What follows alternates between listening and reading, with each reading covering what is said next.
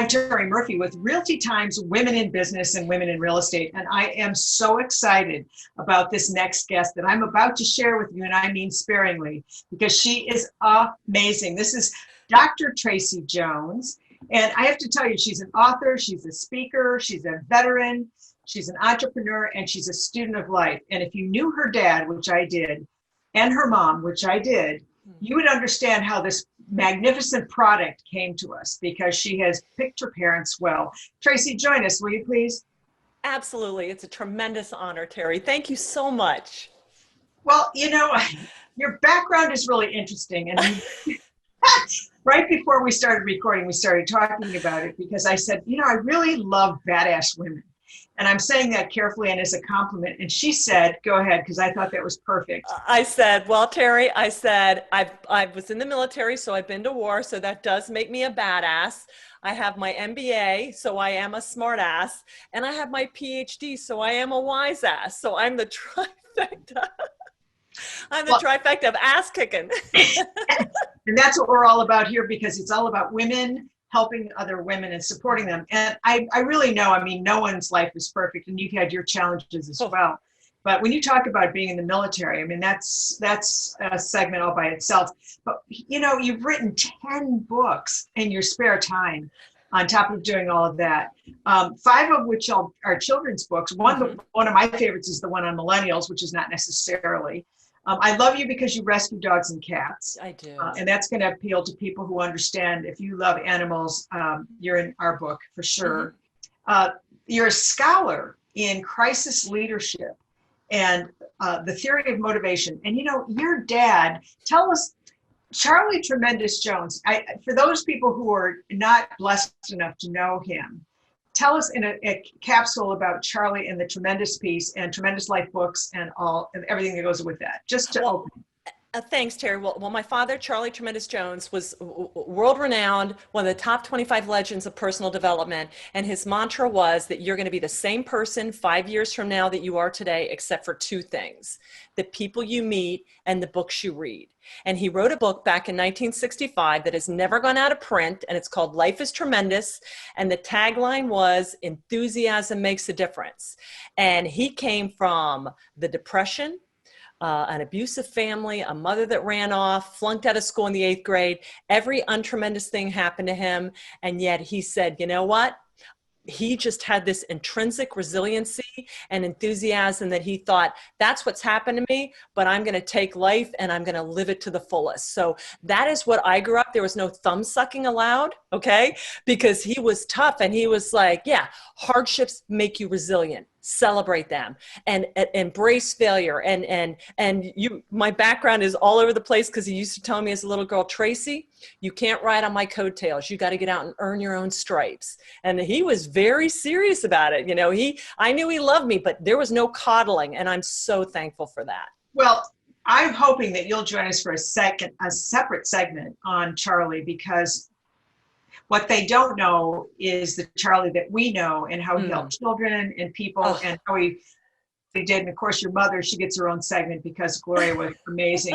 But, you know, you got to sit at the feet of people like the Zig Ziglar and Og Mandino and Norman Vincent Peale. So for you to write a book, and this is your latest book, and it's about to come out, on motivation and leadership and the 5 essentials. I mean, I literally, the back of the book, the back cover, what is hindering you from becoming what you can and need to be? How do you take the obstacles in your life and turn them into opportunities? And you talk about the 5 essentials that every successful and resilient person uses to unlock their greatness. Now, we've got millions of books on unleashing your power, and, you know, this one is so different. And I'm going to just tell you, you give us the blueprint, but the opening of the book is so compelling that it's like, I want to stand in line and be the first one to buy it.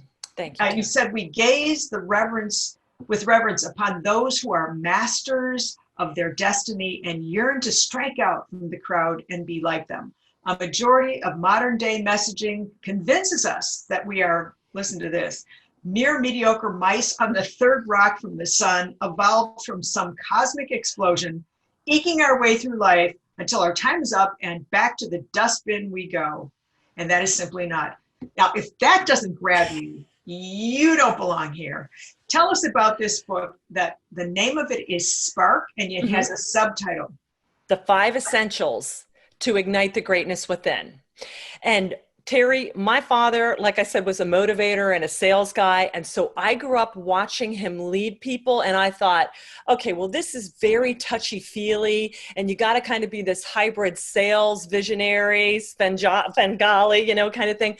And I am an engineer by trade. I'm very analytical. So if it doesn't compute, I tend to be more task focused, more relational. So I'm looking at this theory of motivation, and it's almost like lightning in a bottle. How do you motivate people? How do you ignite the greatness within?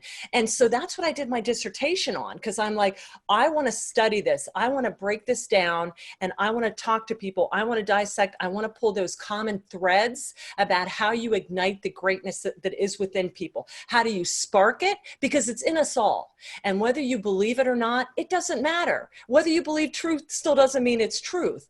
And so as I'm researching it, I realized, and my worldview is as a Christian and a daughter of the Creator, okay? My DNA stands for divine nature autographed.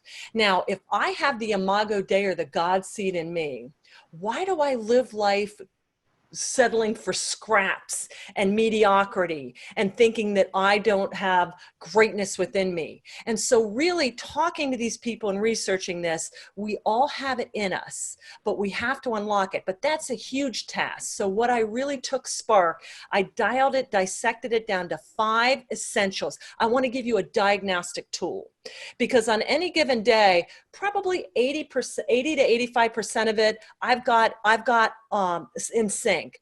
But there's that other 15% that until I get dialed in, I can't really go into afterburner. Okay. So I broke down to 5 steps to really help you dial in the 5 core essentials you need repeatedly to go through to not only ignite your greatness, but to keep fueling it. Because we've all been on the bandwagon where we started something and be like, that's it. And then a week later, it's back to the old, it's gone. It's gone. Where did it go? Well, just because you spark it, then the flip side is now you have to keep feeding it and refining it and giving it combustion. And so that's the second half of the book. The first half is your intrinsic. Only you can ignite the spark. But number 2, you've got to have people and resources in your life to keep it going. And that's really a brilliant overview. But since you brought up the 5 essentials, and I know that the book hasn't come out, it's an acronym actually. Would you explain what that stands for? Absolutely. It's SPARK. SPARK. So these are the 5 things you need. So S stands for singularity. This is for your singularity, not somebody else's singularity. You have to get clear on where you want to go and what you want to do in life. As women, this is tough for us because we're multitaskers. We're radial thinkers. This person's doing this. We got asked to do this. You got to stay focused. P is not passion. Passion will get you started, but passion burns up. Passion drives you crazy. And sometimes passion causes you crimes of passion to do the wrong thing. P is persistence. Okay. It's the new common denominator of success. Show me your habits and I'll show you your success. Okay. It's persistence. You got the vision and now you're going to have to work it. So that is what we bring to the table. After we bring this to the table, there's 3 things that we need from others. A in Spark stands for advocates. We have to have our tribe, our mentors, our people that are going to speak to us, our cheerleaders that when we're ready to quit, they're going to be like, don't you dare. Our ones that are going to call us on our nonsense. All right. Yeah. R stands for resources. This could be a business loan, a website, an editor. This is the means.